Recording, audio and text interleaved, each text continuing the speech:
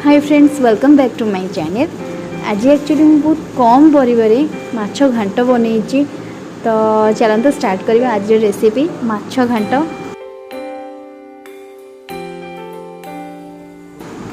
एबे मु गरम कड़े रे तेल पकई देइछि। तेल टे गरम होला परे जीरा दालचीनी टिके बस गोटे गुजराती सुखिला लंका तेजपत्र पियाज टमाटो और कंचा लंका मुझे काटिक रखी से आड करदेवी। जदि आपण मो चैनल न्यू अच्छा तो सब्सक्राइब करने को टोटली भूलें। ये सब बस किसी टाइम भाजी देवी। मु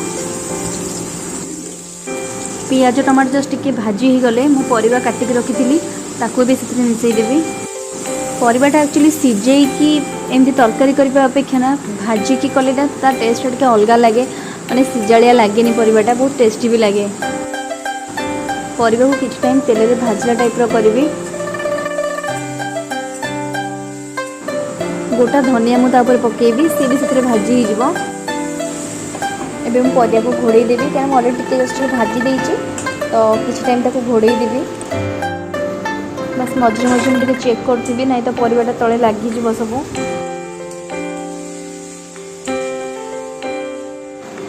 परिवाटा एपट सेपट करदेली। तापर एबे हलदी जीरा धनिया गुंड टिके आ लुण जस्ट ये काश्मीर लाल मिर्ची से पकईकि भलसे मिक्स करदेवी। अदा रसुण और कंचा लंका को ग्राइंडिंग कर रखी। एक्चुअली पूरा पेस्ट करनी टिके माने अधा अधा खंड टाइप अच्छी। तो ग्राइंडिंग कर रखी देइछि। एबे से पकईदेवी ताको भलसे कषिदेवी। टिके कषिदेला परे ही मुझे घोड़ेबी। तो ताको मु भलसे कषि दिए। एपटे परिवा सीझिया सहित मसला भी कषि हो।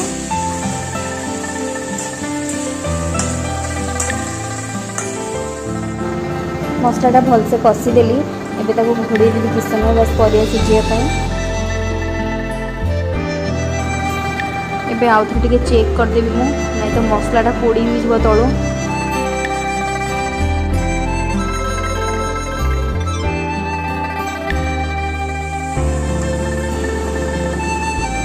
जो आलूटा सीझीगला तो परिया सब सीझीजी कहीं मुझे भाजिकी किसी समय भी घोड़े थी। तो मसला कषला पर भी घोड़े तो अलरेडी सीझीजी। एक्चुअली माने भाजी होगी तेल रे से यदि सीझना से टेस्ट एक्चुअली बहुत भल ही लगे। तो मुझे मटर आमर सोला बुट को बस सीझे रखी थी से ऐड करदेवी।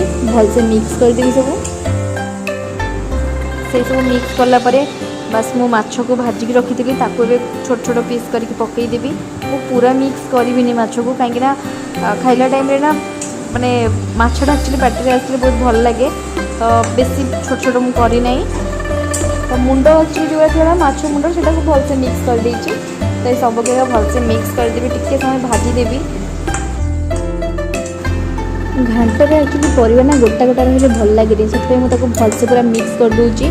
सब परिवार जो भी थिला गोटा गोटा सब टिके टिके पिठा खड़िया छोट छोट पीस कर दूची। मटर जो सीझे थी से पानीटा भी से मिसईदेली। आउ जस्ट टिके एक्स्ट्रा पानी मिसई देइछि।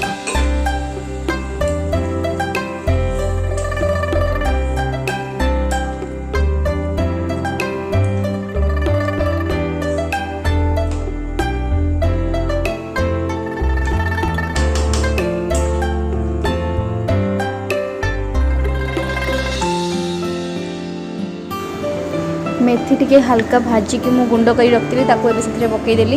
ये सब भलसे मिक्स कलापर टे फुटिया मुझे छाड़देवी। आलू दी तीन टा फुटेदेवी। तरकारीटा टिके बहलिया हो।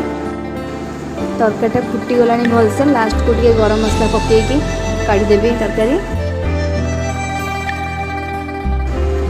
तो मो माछ घांट रेडी हो गला। टिके धनिया पत्र पकई देइछि। बहुत ही कम परिवार एक्चुअली घांट तरकारी मुझे करी। आपण मैंने भी ट्राई करके मते कमेंट रे श्योर जणेबे। आउ लाइक शेयर और कमेंट करिया को टोटली भूलिबेनी।